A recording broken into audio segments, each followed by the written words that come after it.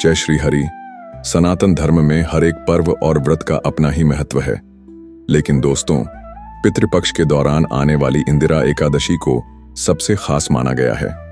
कहा जाता है कि इस दिन अगर हम श्रद्धापूर्वक व्रत और तर्पण करें तो हमारे पितृ न केवल तृप्त होते हैं बल्कि हमें भी अपना आशीर्वाद देते हैं।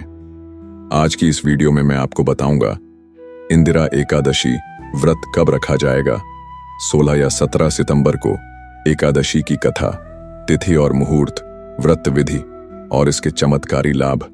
तो वीडियो के अंत तक जरूर बने रहिएगा। इंदिरा एकादशी का महत्व इतना अधिक है कि इसे पाप नाशिनी एकादशी भी कहा जाता है। शास्त्रों के अनुसार इस दिन व्रत करने से जाने अनजाने किए गए पाप मिट जाते हैं। पितरों को तर्पण और पिंडदान करने से उनकी आत्मा को मोक्ष की प्राप्ति होती है। व्यक्ति पर भगवान विष्णु और पितरों दोनों की कृपा बनी रहती है, यानी एक ही दिन में पितरों की तृप्ति और विष्णु भक्ति दोनों का पुण्य मिल जाता है। पौराणिक ग्रंथों में वर्णन आता है कि सत्य युग में महिष्मती नामक नगर में इंद्रसेन नाम के राजा राज्य करते थे। वे बड़े धर्मपरायण, दयालु और विष्णु भक्त थे। एक दिन नारद मुनि उनके दरबार में आए और बोले, राजन, आपके पिताजी स्वर्ग में नहीं हैं, वे यमलोक में कुछ कर्मों के कारण अटके हुए हैं। ये सुनकर राजा व्याकुल हो गए और अपने पिताजी की मुक्ति का उपाय पूछा। तब नारद जी ने कहा, आश्विन मास की कृष्ण पक्ष की एकादशी को इंदिरा एकादशी व्रत कीजिए।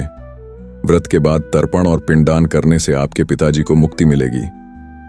राजा ने श्रद्धा से व्रत किया, विधिपूर्वक तर्पण किया और परिणाम यह हुआ कि उनके पिताजी को मोक्ष की प्राप्ति हुई।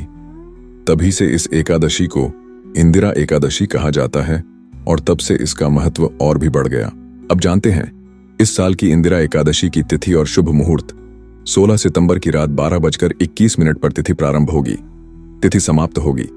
17 सितंबर रात 11:29 पर सनातन धर्म में सूर्योदय से तिथि मान्य होती है, इसलिए व्रत 17 सितंबर को ही रखा जाएगा। पारण का समय 18 सितंबर सुबह 6:07 से 8:34 तक। व्रत खोलने से पहले अन्न और धन का दान करना न भूलें।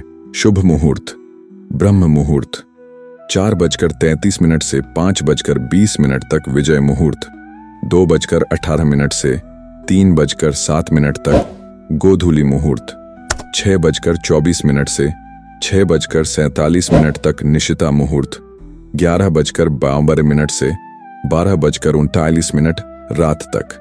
व्रत विधि की विधि। इंदिरा एकादशी का व्रत बहुत ही सरल लेकिन प्रभावशाली है। प्रातः स्नान कर भगवान विष्णु का ध्यान करें। व्रत में केवल फलाहार करें या निर्जला रहें।